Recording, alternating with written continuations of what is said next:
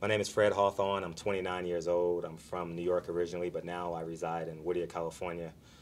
Brief background of myself. I grew up in New York up until the age of 8, and then my mom and I moved here when I was 8, and then we moved to California. My mom and dad separated, and I've been living here since. I've since graduated from Whittier College. End up turning to be a poet, and the Whittier's College nickname is actually the poet, so it's kind of irony in that story by itself. Currently, I'm an educator. I'm a teacher. I teach special education past 7 years. I've been Teacher of the Year twice in 6 years. I have a training business that I have now. I train a lot of professional athletes like Baron Davis, Trevor Ariza, people that you may know of.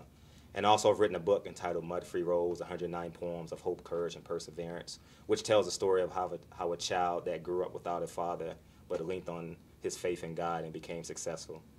Because I was just telling you all that 20 years ago I was one man with a dream and my mom serving as a one-man team. And I found that ladder to success. And that's what I want my story to do, to instill hope in others, that if they persevere, that great things can happen with their lives.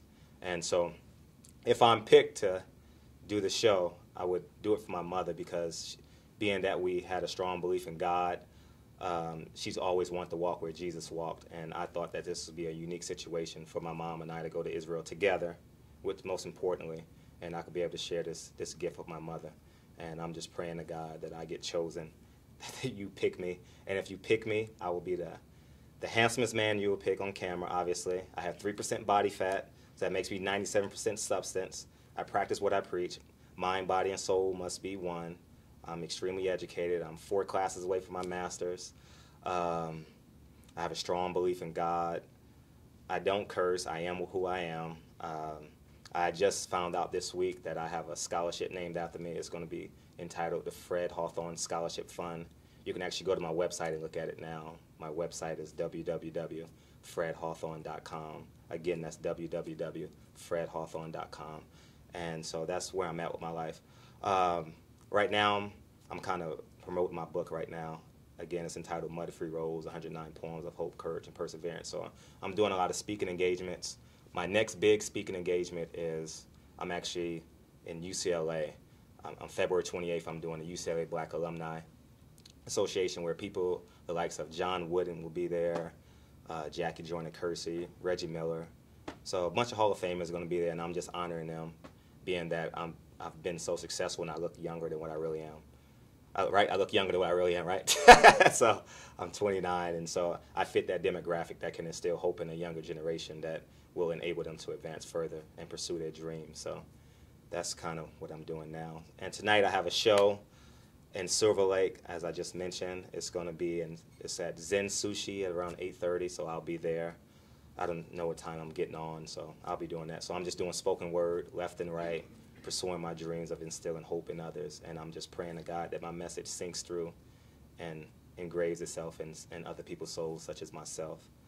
And being for my mother, getting back to my mother, why I want to do this for my mother is because 20 years ago, my mom gave so much. We moved here in 1985 when I was 8 years old, and we didn't have a house, you know. And one of my poems I write, although we lived from pillar to post, my mom's determination to get off welfare for the welfare for her son was evident, you know. And so I grew up on welfare. My mom, she got a job. She worked her way off welfare. She got a job, and me seeing a single mom raise a child who's rather rambunctious and thinks outside the box, and for the still engraved what she taught me inside of me, which was wonderful, you know. And so this gift would just be over the top. Like, I've given my mom a car. I mean, I pay her rent every month, but for her to walk where Jesus walked would be astonishing. That's something that, I mean, I would have loved that, but I mean, being that she's from the spiritual sense, this would be something that would be over the top. I mean, you can give more, obviously, but to give a trip to Israel so she can walk with Jesus, go to Bethlehem, she can see where, you know, where Sodom and Gomorrah can't be fertile anymore, you know, things like that. She can float in the Dead Sea, you know. Wow, I mean, that would be amazing. You know, they say you can read the newspaper in the Dead Sea. That would be amazing. You know, it's where you get the most. I think it has over 35 different types of organic type of things in the water. That would be amazing, you know. And for her just to travel and walk around Israel and just embrace the surreal type of situation would be fabulous, you know. So I'm praying to God that I get this trip, but more importantly for my mom, you know. So I'm praying that this comes to a realization. Realization means that it comes true. It manifests itself, you know. So please pick me. Once again, my name is Fred Hawthorne. I'm 29 years old, and I'm from New York originally, but now I reside in California. I'm an author. I'm a poet. I'm a motivational speaker. I'm an educator.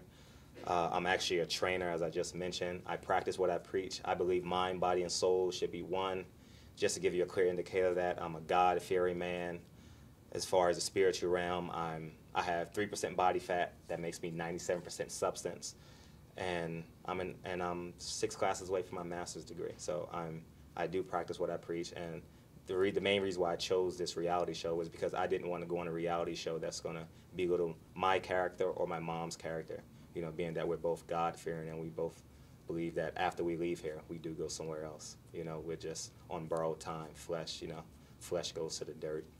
And that's my story, and I'm going to stick with it. Thank you so much for having me. Thank you.